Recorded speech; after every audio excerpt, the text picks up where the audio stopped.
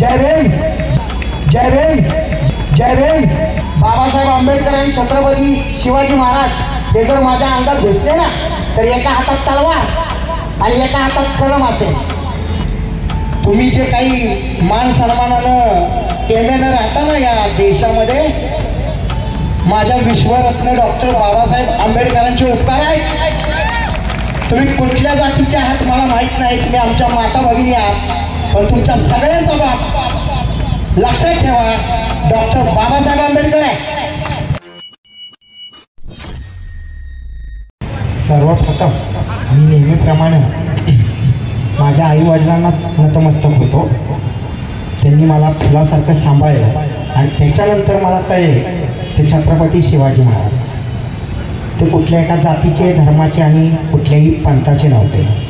आणि योग आहे या ठिकाणी असा, समोर छत्रपती, इकडं बाबासाहेब, दोनच राजे इथे जाळले कोकण पुण्यभूमीवर, दोनच राजे इथे जाळले कोकण पुण्यभूमीवर, एक त्या राजवर, एक चौदार तळ्यावर।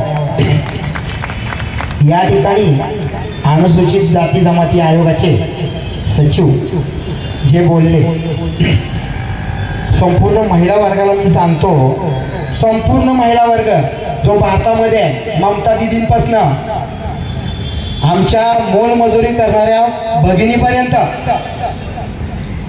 तुम्ही जे काही मान सन्मानानं केलेलं राहता ना या देशामध्ये, माझ्या विश्वरत्न डॉक्टर बाबासाहेब आंबेडकरांचे उपकार आहेत। तुम्ही कुठल्या जातीचे आहात मला माहित नाही, तुम्ही आमच्या माता भगिनी आहात, पण तुमच्या सगळ्यांचा बाप लक्षात ठेवा डॉक्टर बाबासाहेब आंबेडकर आहे। त्यांनी त्यांच्या संपूर्ण कुटुंबाकडे दुर्लक्ष केलं, पण महिला घर चालवतात। मी म्हटलं माझ्या आई वडिलांच्या पुण्यहीनिता आहे, आईचाही प्रचंड मान आहे, आणि म्हणून मी तुम्हाला सूचना करतो, जसं तुम्ही घर चालवता ना, बापू इतकं भयंकर बोलतो मला माहिती नव्हतं।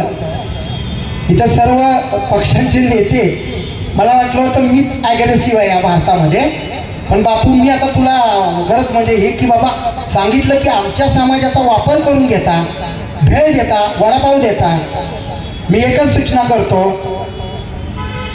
महाराष्ट्राची पहिली मुख्यमंत्री सौभाग्यवती अलंकृताजी बिचुकले मी बनवणारच। तुम्ही जाग्या व्हा सगळ्या महिलांनी, कारण राजकारणामध्ये इतर मंत्र्यांनी सगळ्या महिलांना फक्त त्यांच्या स्वार्थासाठी वापरलंय, कुठल्या पद्धतीनं मला माहिती नाहीये, पण महाराष्ट्राची पहिली महिला मुख्यमंत्री मी करणार आहे, तेव्हा मला साथ द्या आणि बाबासाहेबांचे उपकार माझ्या रूपाने फेडा। मी बाबासाहेबांनी एवढा मोठा नाहीये किंवा छत्रपती इतका नाहीये, पण सातारची राजगादी आहे। छत्रपती शिवाजी महाराज हे विचार होते, ते मनुष्य नव्हते, आणि डॉक्टर बाबासाहेब सुद्धा विचार आहेत, ते मनुष्य नव्हते। त्यामुळे मी जे काय करतोय ते मला माहिती आहे, आणि मी जय श्रीरामही म्हणतो। माझ्या इथं तिलक बघता तुम्ही, पण कुठल्या फालतू नेत्यासारखं मी बोलत नाही। सर्वप्रथम राहील या देशामध्ये भारताचं संविधान, जर जाती धर्मांवरती येऊ नका। लक्षात ठेवा बाबासाहेब आंबेडकर आणि छत्रपती शिवाजी महाराज हे जर माझ्या अंगात घुसले ना तर एका हातात तलवार आणि एका हातात कलम असेल, त्याच्या पलीकडे मी काय बोलणार नाही। जय भीम, जय शिवराय।